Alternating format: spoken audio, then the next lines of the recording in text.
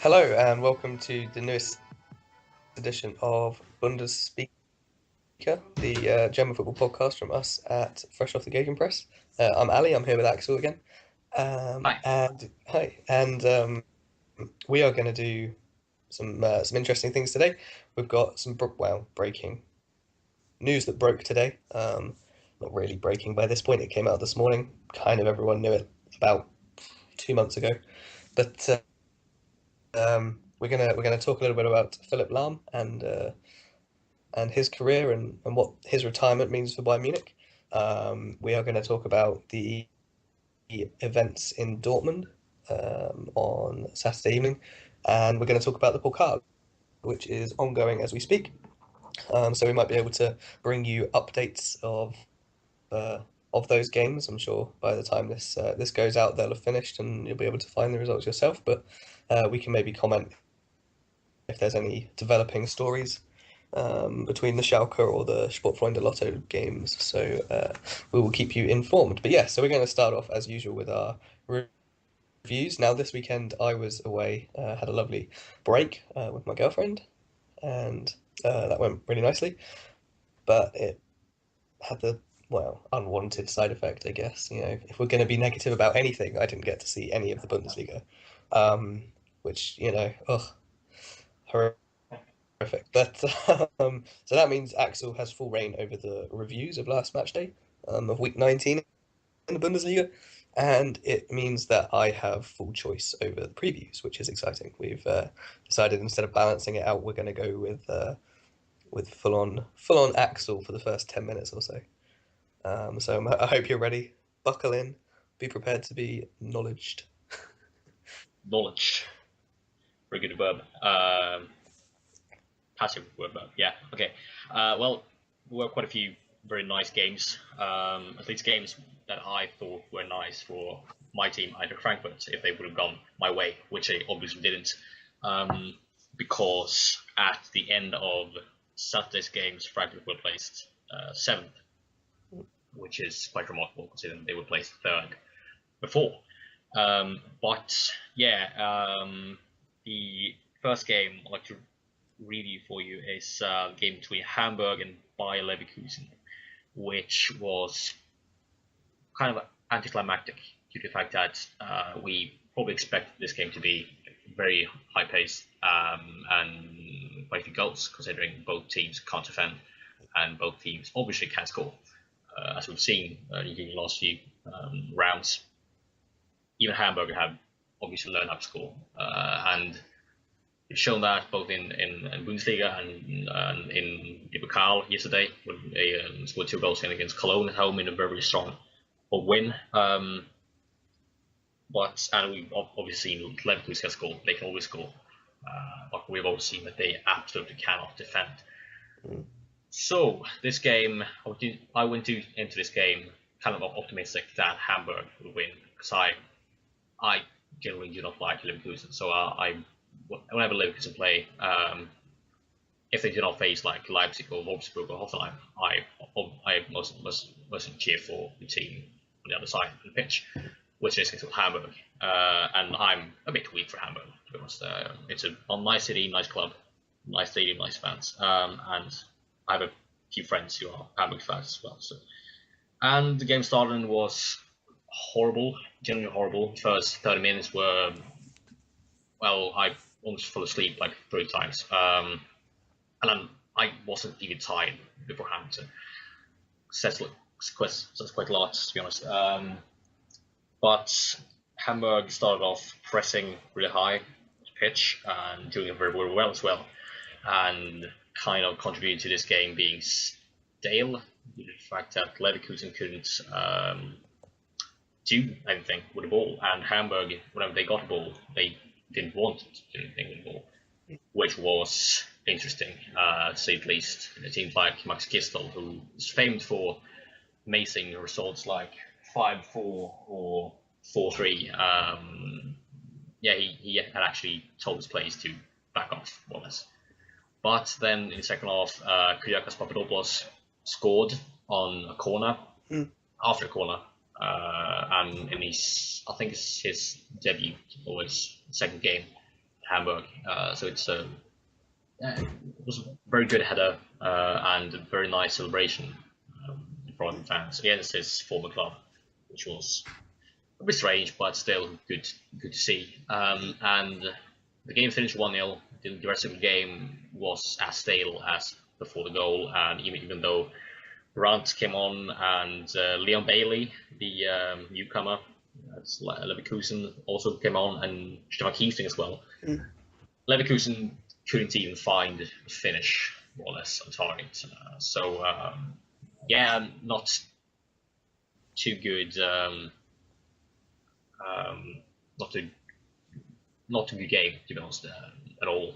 But still very tactical and very Bundesliga over it, because you kind of expected it to be lots of goals, and it absolutely wasn't.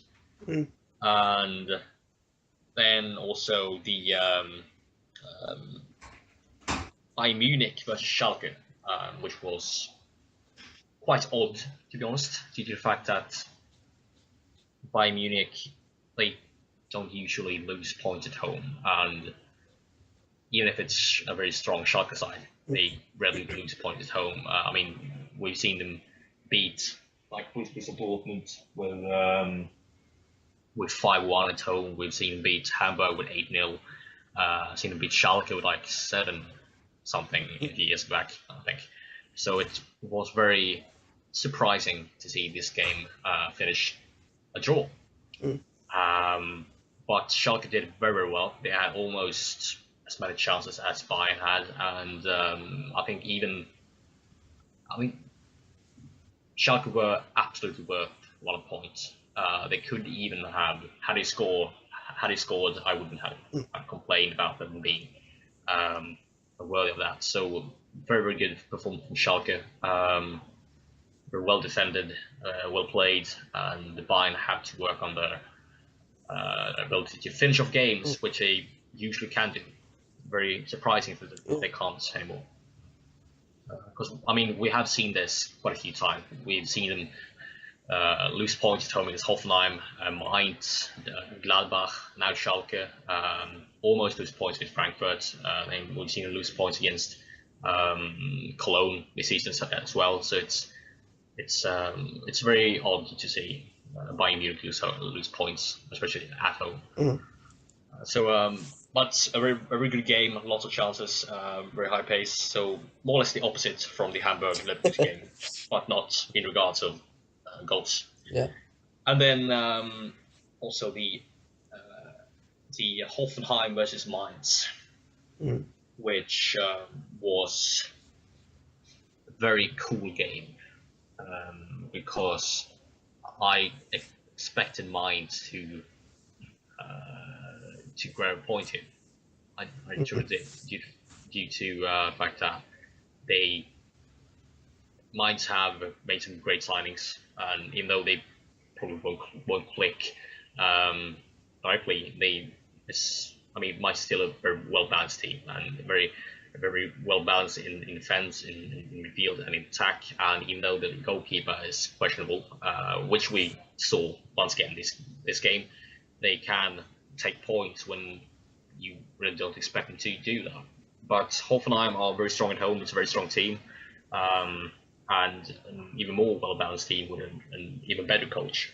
Even though Martin Schmidt is good, Nagelsmann is brilliant. And 4-0 probably doesn't really reflect the game, because Mainz were better than 4-0. But Hoffenheim scored, scored 2 goals in the last, 3 goals in the last 10 minutes, where Mainz tried to equalize. So, but the remarkable thing about this game, the absolutely shocking thing, was the fact that Julian Nagelsmann has somehow made Adam Szalai into a scorer, because he looked dangerous almost whenever he received the ball. That's almost a miracle. Huh? That's almost a miracle. Yeah, it is. Because, Szalai's been at quite a few clubs in Bundesliga, and he's always looked awful. Yeah, horrible. I was Hungary at the Euros, and I was like, he's going to score, but I don't know how or why. Yeah, was. And Nagelsmann, another one of those miracles Nagelsmann's managed to achieve.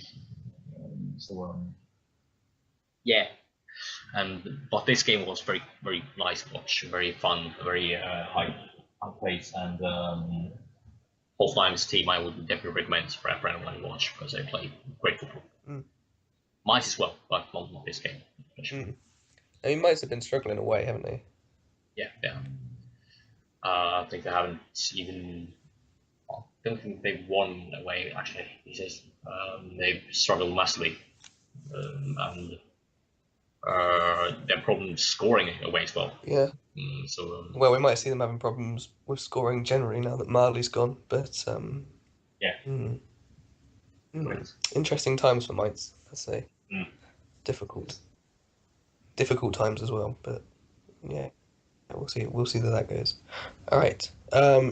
So the first part of the main show, I guess. After that fantastic rundown, you always make the game Yeah. sound really interesting. Even the Leverkusen game, which you admitted was terrible, you made it sound interesting. So maybe we should get you to do Thank it. you. Anyway, onto the Pokal. We are halfway through the games. We had four of them last night, another four tonight. Um, Last night, was there anything really interesting? No, not hugely. Hamburg winning at home against Cologne was certainly not a guaranteed result, but since Marcus Gisdol has taken over, they've been much better at home, um, and they'll be really happy with that result. I mean, if they can do well at home for the rest of the season, they'll be fine to stay up. That's seems to be the general rule when fighting relegation from a top division. If you've got solid performances at home, if you can pick up wins at home, then you'll be fine. I mean, look at Burnley. I mean, this stat that's been going around recently, Burnley have got 28 of their 29 points at home this season. And if you think if you think about that from a Hamburg point of view, if they can pick up points in what is a fabulous arena on its day, when the fans are behind you, I can't think of anywhere really other than maybe Dortmund, or if Bayern ever got 75,000 real fans in that would really get behind you in the same way that the Hamburg crowd do. Um, with such a good stadium as well. So if they can really pick up keep that home form going, maybe pick up a couple of points on the road as well, then they're going to be doing well. But they're through to the next round of the cup. Cologne, I mean, they looked slow. They looked laboured. I think they've probably got bigger things to worry about, given that they are now, well, still seventh, but falling slightly off the pace in the race for Europe. Um, as the teams around them picking up points, but yeah, we'll have to wait and see how that unfolds in terms of their season. But they're out of the cup now, so they can focus on the league. But yeah, so Hamburg now have a relegation battle, but also a bit of a cup battle going on as well. So that's all exciting news. Arminia Bielefeld just about struggled past. Ooh, I've forgotten who they played. Fourth, Astoria Waldorf. that was it. Fourth division opponents, the lowest team left in the in the competition. They just about got past them after penalties. One Which kind of more than the shows other. how bad Bielefeld are. Yeah, I mean, Armenia are sitting in some serious trouble at the bottom of the second division. Not at the very bottom, but around the bottom, around the relegation places in the second division. And yeah, Astoria Waldorf of the fourth division held them at 1-1. I mean, the Astoria Waldorf goalkeeper was man of the match, which maybe suggests that Armenia were dominant and just unlucky. Um, Yeah. and they won through on penalties in the end. But yeah, that was certainly an interesting game, and it means that we're going to have at least one second division side in the next round, which is obviously not guaranteed given the rest of the fixtures. Um, Yeah, there's lot of. Oh, right, no, true. because if Lotte could Sportfreunde beat are a some. third division, so if Sportfreunde Lotte beat 1860 Munich, Schalke beat Sandhausen, and Frankfurt beat Hanover. But yeah, there's guaranteed to be another team from the lower divisions at least with that clash tonight. But yeah, so the other results from last night were probably more expected, I guess. Mönchengladbach, they were away against Greuther Fürth, which is um, not an easy game, but Gladbach have carried on that good form since Dieter Hecking took over, with another win, 2-0 win. Looked pretty comfortable for them.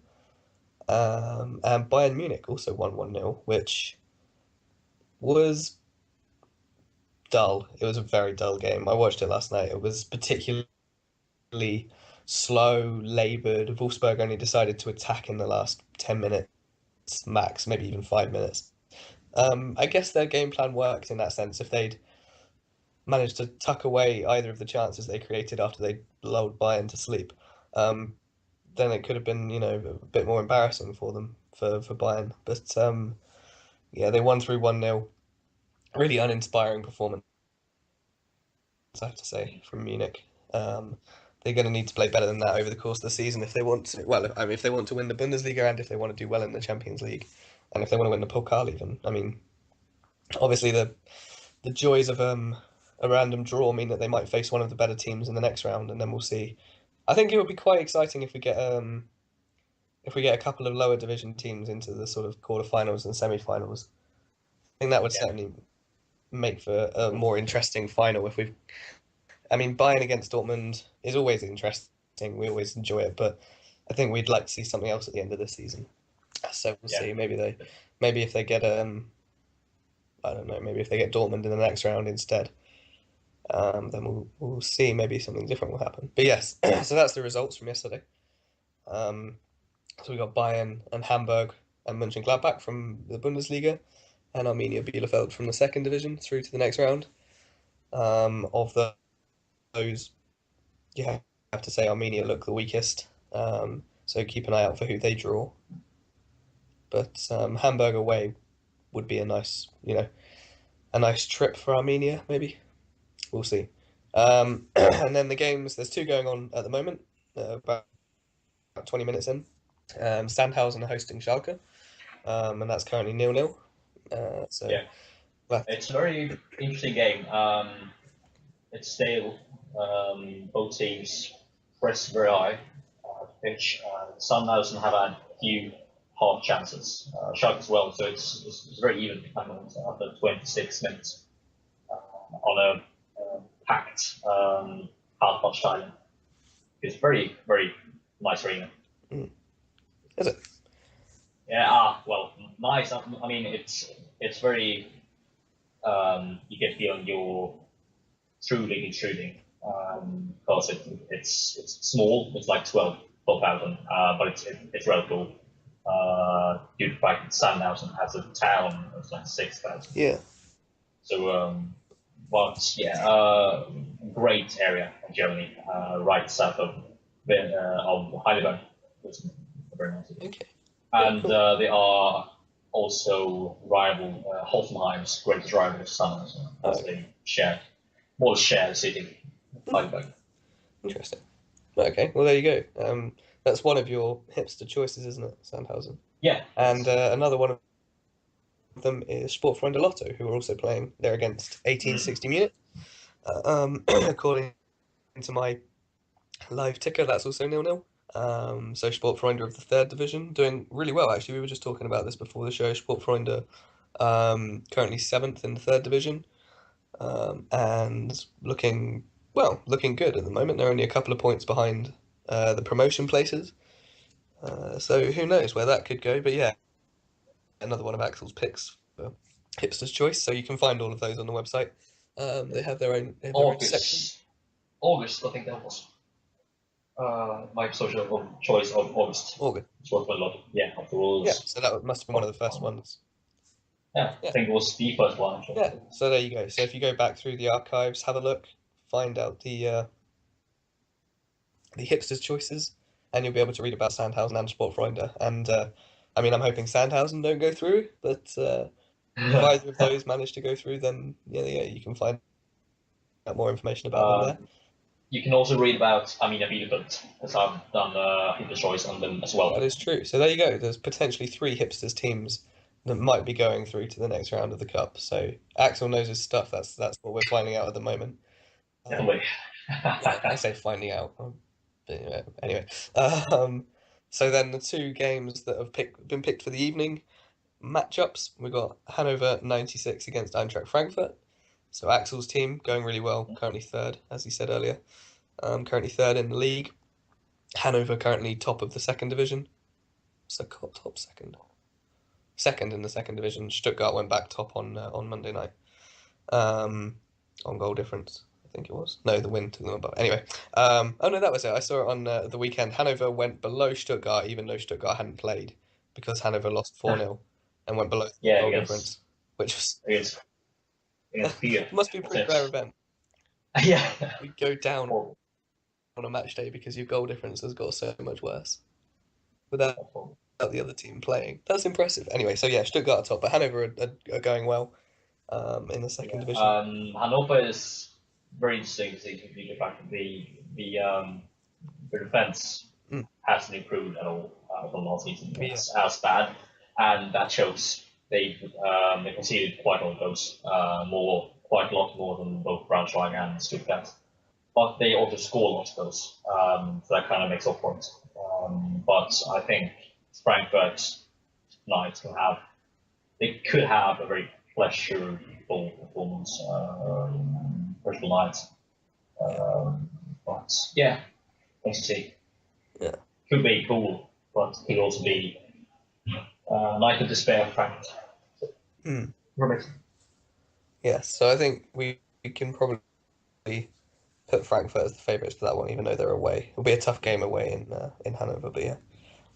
But yes, and the final game, the one that you can watch if you're in the UK on BT Sport, Dortmund against Hertha Berlin. Which is interesting because Dortmund played Union Berlin in the previous round and really struggled actually. Union gave them a really, really good game. Expect more of that tonight. Hertha have been reasonably solid again this season. Still up there in the European places, just above Cologne, just below Hoffenheim. Pretty consistent. And they'll be hoping that they can take a victory away from Dortmund. It's going to be difficult for them, obviously, but you imagine that Dortmund are probably going to be rotating with the Champions League coming up.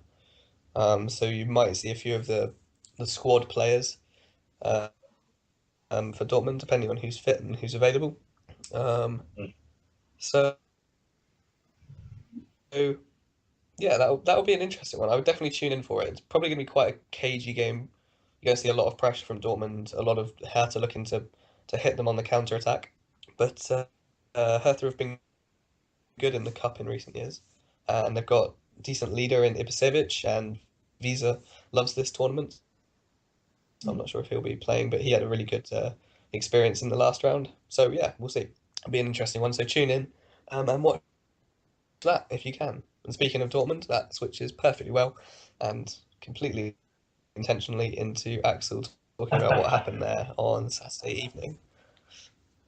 Yeah, as you might have heard, before the game against Leipzig, was it? Yeah, obviously Leipzig. Very cool. That's my sport. Former called. The two sets of fans clashed before the game and after the game as well, not before the game. And quite a few, let's call them civilians, were injured. People who weren't there to fight, but they weren't there to watch football. Due to the fact that due to the Wilson's aggression, and this is something that has showed on a few occasions this season already. The fact that Dortmund fans, a few groups of ultras have been very aggressive towards other club fans, and I mean, because this has happened before, well, because this happened before, I would presume that the police of Dortmund would have been prepared for this, considering they faced the most hated club in Germany. But they weren't, and the police hasn't got any blame for what happened, which is quite odd. Instead, Dortmund's called whatever Hans-Joachim Watzke is, the nobody what is. He's something. He's the director or something. he was told, he was more or less forced to apologize for Dortmund, for the club, for the fans, and I think like the Dortmund fans did this, and it wasn't down to the Dortmund as a club that this happened. It was down to the fans and down to the incompetence of the police in the area. But yeah, this shouldn't, of course, not happen, and most sane football fans, of course, condemn this kind of behavior from fans, but some do actually applaud it, and to those I say don't, because yeah, I mean, if you have been in some kind of situation that resembles this one, you know how terrifying it is to stand as a civilian, let's call them civilians, and stand as a civilian and be be abused mentally and physically by someone due to the fact that you are a fan of a club. And even though these fans aren't, well, they're not real fans or they're plastic fans, it truly doesn't matter. This does not belong in football. And the fact that some people think it does belong sickens me to my very soul. Yeah, don't hate. Even though it's Leipzig, they're all people. It doesn't matter if their club is plastic. They're all people, and they're all people of flesh and blood, and you don't hate them. Yeah, I think the don't worst hate one is the players, hate number the of game. like families that were hurt. Yeah, There are reports about exactly. like women and children, and Exactly. just fathers going along for a quiet game. Like the problem with Leipzig fans, I was having this discussion with someone on Twitter. Like Leipzig fans are not really the ones you need to be blaming for the fact that they live in Leipzig. Like if you live in Leipzig and there's a really good Bundesliga club there, why wouldn't you support them? Like I don't have a problem, much as I don't have a problem with the players necessarily choosing to play for them, especially if it's moving away from a smaller club. I mean, Werner will put aside, but everyone else moved from a smaller club to a club that's now challenging at the top of the Bundesliga. I don't have a problem with the players. I don't have a problem with the fans. I mean, the fans, they have as much right to support Leipzig as everyone else has the right. Everyone that lives in Dortmund has the right to support Dortmund. I mean, if I was a Dortmund ultra, I'd be more annoyed by the number of people who live in, I don't know, Sandhausen and support Dortmund. Yeah. That must bother you more. They probably never go to the Westfalenstadion.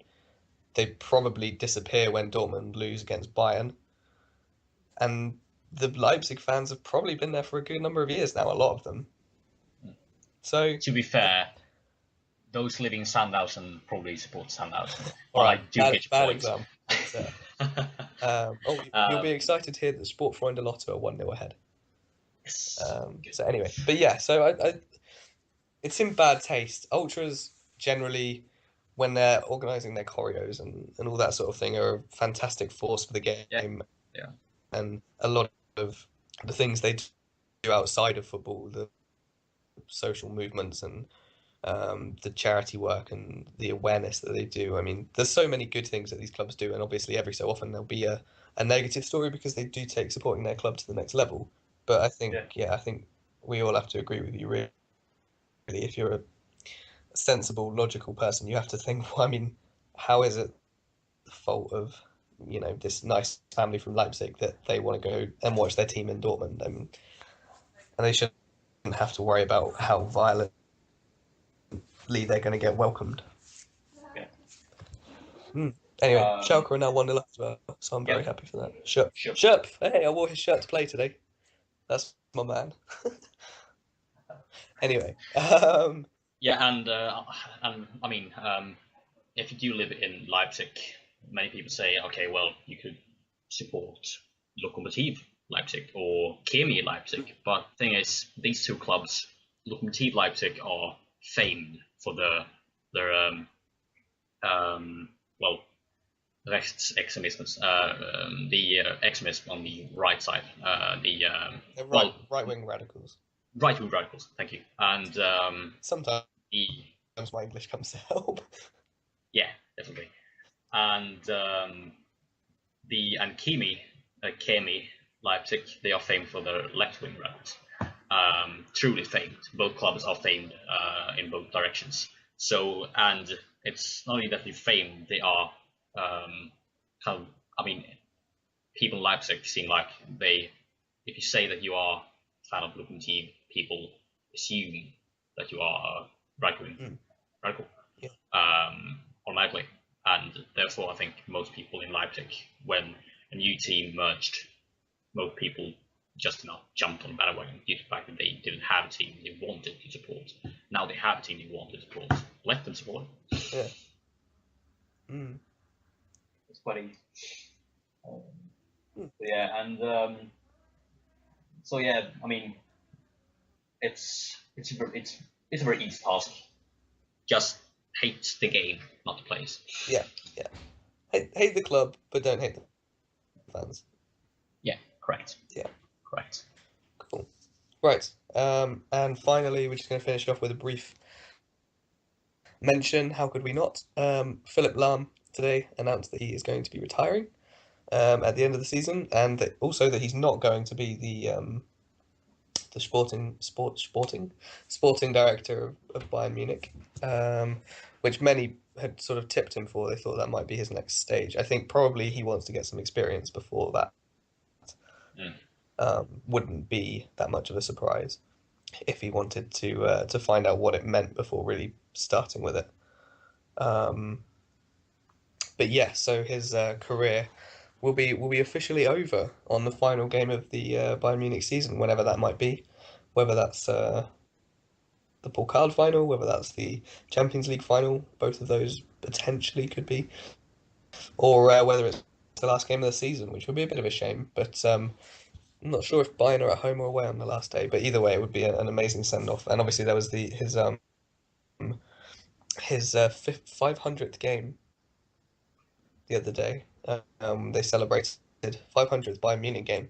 If you look at his total career when he was out on loan at Stuttgart, Bayern Munich 2 for a couple of years, he's played 636 times club football, and that's not sure if that's including the Champions League. Oh yes, it is. Yeah, it is. So yes, he's played in over 600 games for his club, and a further 113, I think it was. Yes, for his country. Not a renowned goal scorer. They managed to fit all of his goals into one little table on Wikipedia. All 5 of them for Germany. But yes, I don't think he'll be remembered for. Well, actually, he might be remembered for his goals. That one he scored at the World Cup 2006. Sort of Costa Rica. He kicked the tournament off for them. A lot of people see that as the turning point when was that against Costa Rica, wasn't it? Yeah, Costa Rica when they really kicked Germany off into that tournament and marked him out as this very talented player, but also that Germany were a team that could really go out and score goals and play attractive football, which was a turning point for the national team because they've been pretty average before that. But yeah, he's been a left back, a right back. For a while, he was a holding midfielder. Guardiola can answer for that. But I think everyone recognizes him as this world-class right back and genuinely nice guy.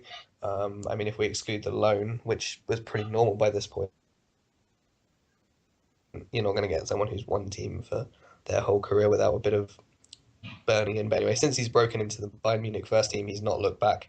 So since 2005, I think, when he really started playing for them, and he's just gone on. And inspirational leader, inspirational captain, fantastic captain for Germany, won basically everything, I think. Not the Euros, actually, but he did win the World Cup, obviously, in 2014, captained them to that, captained Bayern Munich to the treble in 2013. And yeah, he's just one of those players that everyone seems to like. I don't know anyone that doesn't like him or doesn't rate him either. He's just he's an outstanding player, an outstanding captain, fantastic guy. And at the end of the season, we will we will definitely miss him. But I'm sure we'll be seeing him back in the Bayern Munich boardroom maybe 3 or 4 years' time. Maybe he'll go somewhere else first. I don't know if it was a serious rumor, but someone mentioned that maybe Max Eberl at Mönchengladbach might have to watch his back. But I'm sure there would be plenty of clubs looking to use that intelligence and that football knowledge. And I think Guardiola said that he was the most intelligent player he'd ever worked with. So he's certainly cut out for the top jobs, for the most impressive position in Bayern Munich. So yeah, I'm sure there are a number of nervous sporting directors up and down the country, and I'm sure Rummenigge is probably the most nervous of them all. He'll probably look forward to retirement, in fairness. um, but yeah, so anything you want to add to that about Lahm? No, just I mean he finishes his career at more or less. He's still one of the best wing backs in the world, so it's quite rare to see a player finish his career at the top. But it's very good to see, and wish him all the best. But I mean, this season there's still him looking to go, and quite a few games in Champions League, hopefully for them, and it'd be very nice to see him finish his career with the Champions League title or Pokal title. Well, I do hope another team wins Pokal this season too. The Champions League title would be nice. Yeah. Right. Finish off with. Yeah. Cool. So Schalke have just put themselves 2-0 up, so that's good. That looks hopefully reasonably comfortable. 3-0. 3-0. Maldo. Yeah. Right now. That one's not made it onto Twitter yet. Yeah, there we go. 3-0. Oh, and Caligiuri, that completely pointless signing. I have no idea. I don't understand it. Like, I've never rated. Anyway, we've got we've got better things to talk about than why I don't rate Caligiuri.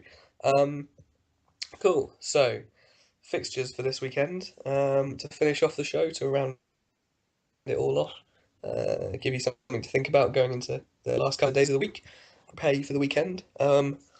So the ones that sort of immediately jumped out to me: Werder Bremen against Mönchengladbach on Saturday afternoon. So we've got the terrifically awful defense of Werder Bremen against the terrifically awful attack, away from home at least, of Mönchengladbach. So that should be well. I mean, given the way Mönchengladbach have started playing since Hecking came in, I imagine that will probably be a win for Gladbach. But you never know. Werder Bremen do occasionally win. They do score a lot of goals as well, which has also been a problem for Mönchengladbach to deal with. But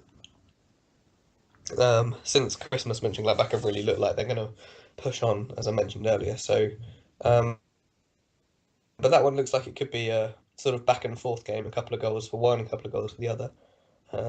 So that one could well be high scoring. The top three are all in action at 2:30 on Saturday, which must be pretty rare. Bayern are away at Ingolstadt, Leipzig are at home to Hamburg, and Dortmund are away to Darmstadt. So all of those you'd expect the big teams. So not the big teams, but the successful teams at the moment. Hamburg are a huge team, so there's no fairness in saying big teams. But the three teams that are doing well at the moment, you'd expect them to win that. Hamburg away. Darmstadt can't get a win for love nor money, so I'd be incredibly surprised if they managed to beat Dortmund. And Ingolstadt, I reckon Ingolstadt will be a tough game for Bayern. Of those three, I think Bayern will struggle the most. And they're going to have to play with a lot more tempo and a lot more directness if they want to really threaten that Ingolstadt defence. Yeah, so those three are playing. Freiburg against Cologne on Sunday evening was one that interested me because Freiburg have a fantastic home record. I think Bayern are one of the few teams to have won there in the last couple of years. And Cologne had been doing really well, but sort of stumbled a bit. Got through last weekend okay, lost out in the cup. They're not as good away as they are at their home. So that one should be good game, I think. We'll see what Freiburg can do with home advantage again. Um, and then just finally, the other game on Sunday is Wolfsburg against Hoffenheim. So Wolfsburg looked pretty uninspiring last night, as I said earlier. And Hoffenheim are looking good, but again, this whole away from home, the draw machine, how are they going to get on? A win would take them, or would keep them at least in European contention. But if they fail to win and Cologne and Hertha both win, then they'll drop all the way down to 7. So, but yeah, it's tight at the top actually. If you take the top two probably out of the equation, Frankfurt is 7 points behind Leipzig. Dortmund are a further point behind that. But from Frankfurt down to Cologne, there's only 3 points, and those 5 teams are going to be battling it out for Champions League and for Europa League. Freiburg and Bayer Leverkusen are going to have to really pick up their game. 8 points and 6 points. Conversely, actually, not respectively, conversely, away from Cologne. So I'm sure Freiburg will be very happy with mid-table, but Leverkusen will really be looking to push on, and Mönchengladbach are only a point behind them now. So the 3 teams that could potentially be chasing Bayer Leverkusen, Borussia Mönchengladbach, and Schalke are all quite a long way off of Cologne. So they're gonna need a couple of teams to collapse. They're gonna need Hertha to do their magic trick of forgetting how to play football in the second half of the season, if they want to get into the Europa League. So so yeah, we'll have to see how it goes, obviously, this weekend. But I think we could see a few teams moving up and down the table. Um, Mm. I think we might well see Hoffenheim moving up towards the top 4. But yeah, we'll have to wait and see. The bottom 5 look relatively settled, I have to say. I can't see Mainz being dragged into that. Mainz, Schalke, Gladbach, etc. Augsburg. I think they're all too good to get drawn into that relegation battle. But from Wolfsburg down, we could well be seeing a very exciting and tense end to the season. There's only 4 points between Wolfsburg and Ingolstadt. So they're going to be fighting to the death, and Darmstadt are going to be doing their best to not be embarrassed, I think. Unfortunately, as much as we love an underdog, as much as we'd love them to stay up, especially at the expense of Wolfsburg, that would be great. But anyway, so yes, I think that's it for today's show. Axel, do you have anything to add? No, No, not really. great. So hopefully you'll all enjoy the second half of the current games that are going on in the Pokal, and then tune in for the Dortmund game later on. Um, from us, thank you very much for listening. Hope you enjoyed it. As always, share it, like it, do whatever you want, retweet it, um, send it to your mother, whatever you want to do. We'll be happy for the listens. I'm sure she'd enjoy it. Um, we've really enjoyed making it as always. And yes, from us at BundesSpeaker and from fresh off the Gegen press, thank you for listening, and we'll speak to you again next week. Ciao.